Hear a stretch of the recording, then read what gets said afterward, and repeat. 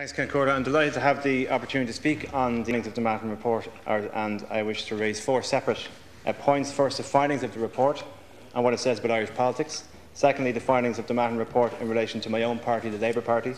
Thirdly, the recommendations of the report, many of which I agree with, but some of which I would have certain opinions on. And lastly, the fundamental need for local government reform as a lasting legacy for Irish citizens today and for generations to come. So firstly, let me turn to the findings of the report.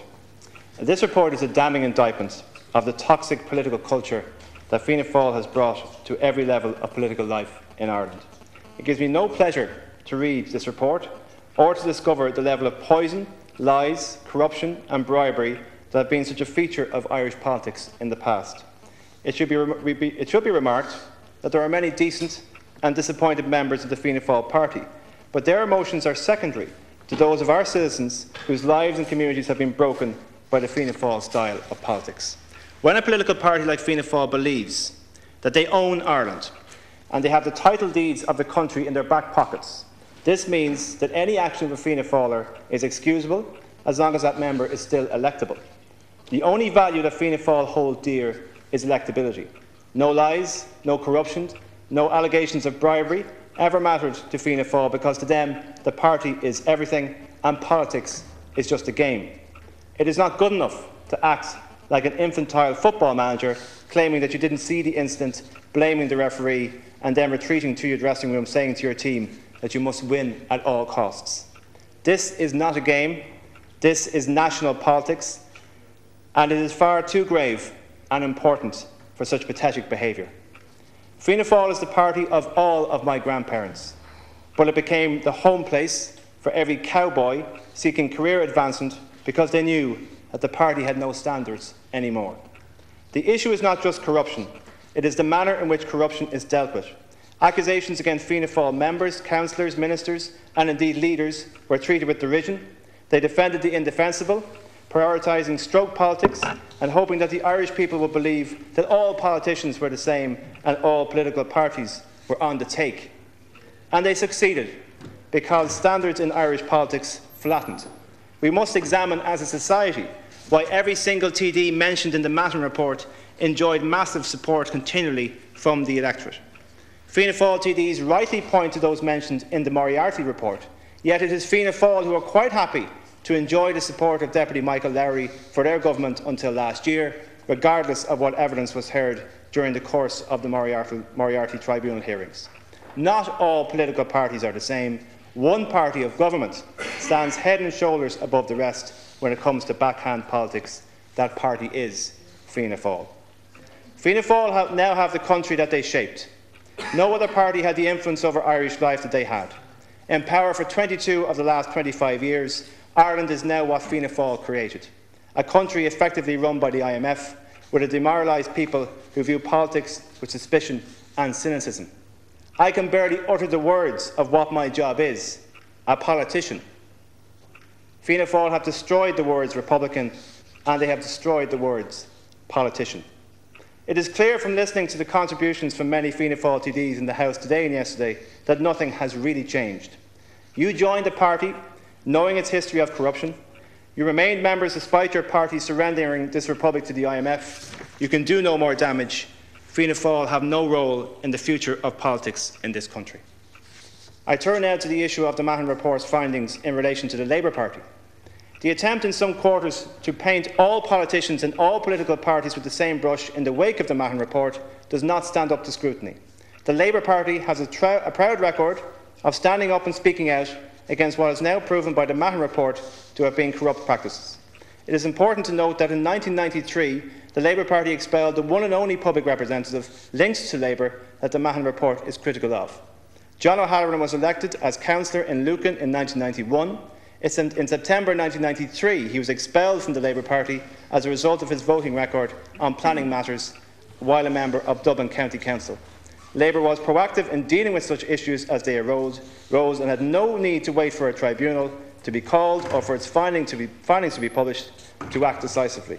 In contrast to others, Labour councillors on Dublin County Council had a proud record when it comes to planning matters. Specifically mentioned in the Mahon report are Pat Rabbitt's actions in returning a cheque to Frank Dunlop in 1992, which is on page 1068, and Eamon Gilmore's decision to refuse a cheque from Monarch Developers, also in 1992, which is on page 1579. Both of which were described by the Tribunal as commendable. Joan Burton's consistent record in opposing rezoning at Quarryvale is also highlighted. This is the difference between the Labour Party and others who engaged in or ignored corruption. I turn now to the matter of the recommendations of the Mahon Report and the need for fundamental reform of local government. The recommendations of the Mahon Report are far-reaching and deal in the main with anti-corruption legislation and reforming the planning procedure in our local authorities. The fundamental reform of our political system is not the abolition of the Seanad, although I support it, or the reduction of the number of TDs in the House, although I support that too. It is the reform of local government, the connectivity of the vote of the citizen to the responsibilities and accountability of the councillor, to the functions of the local authority, which are of such importance to each and every citizen in this country. Local elections in Ireland are notable for the following: generally poor turnout, used mainly as a referendum on the national government of the day, typified by general misunderstanding of the role of local councils and allowing councillors to be elected sometimes with merely a few hundred votes. This dynamic has to change. The reform of local government must involve the levelling of local taxation, including a property charge, a rebalancing of powers away from unelected officials towards the elected councillors, who by then, by the very nature of the reform system, will be more accountable to the people. Diarmuid O'Grady, speaking in last week's Irish Times, cites some of the anomalies that exist in the local government system in Ireland. Leitrim has one councillor for every 1,444 constituents. Fingal has one councillor for every 11,377 constituents. A local government system with less councils and less councillors is surely desirable. Accountable local politicians who set the rates and take responsibility for formulating budgets around areas of policy such as waste disposal will prevent the type of debacle we have seen in Dublin City recently with the privatisation of the bin service. The Mahon Tribunal recommendations are wide and varied. They deal with planning, conflicts of interest, political finance, lobbying, bribery, corruption in office, money laundering and asset confiscation. I would like to make a number of brief comments relating to the recommendations of the report. In terms of the Prevention of Corruption Acts 1889 and of 1906, there are recommendations in relation to the specific act of bribery. However, I would suggest that considering both these acts are over 100 years old and society has changed radically since their introduction, that the Minister for Justice perhaps needs to completely overhaul this legislation and make it more robust and relevant to the modern age. I have 2 minutes, Deputy.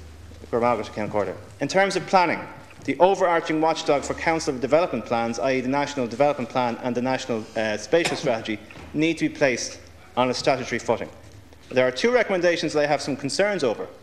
Recommendation 12 states, and I quote, "The Tribunal is recommending that where the elected members decide to depart from the recommendations made in the Manager's report of a development plan, they should be required to state the reasons for doing so." And Recommendation 14 states, "The Tribunal is recommending that the Minister for the Environment's ability to give directions to regional authorities and local planning authorities should be entrusted to a planning regulator." Both these recommendations assume the corruptibility of the elected councillor and Minister of Government, but do not take account of the potential corruptibility of the unelected official or proposed independent planning regulator.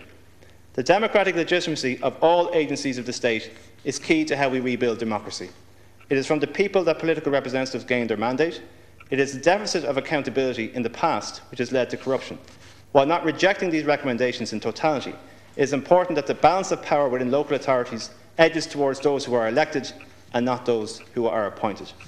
This report gives our democracy a chance to change, to be reinforced, to re-engage with the people and to reform in such a way that we never return to the type of politics that have brought such disgrace to this republic. We have to expect better, demand better from ourselves and from those who play leading roles in public life and from those who cast their votes. Fianna Fáil stroke politics is over. Our republic demands better. Thank you, Deputy.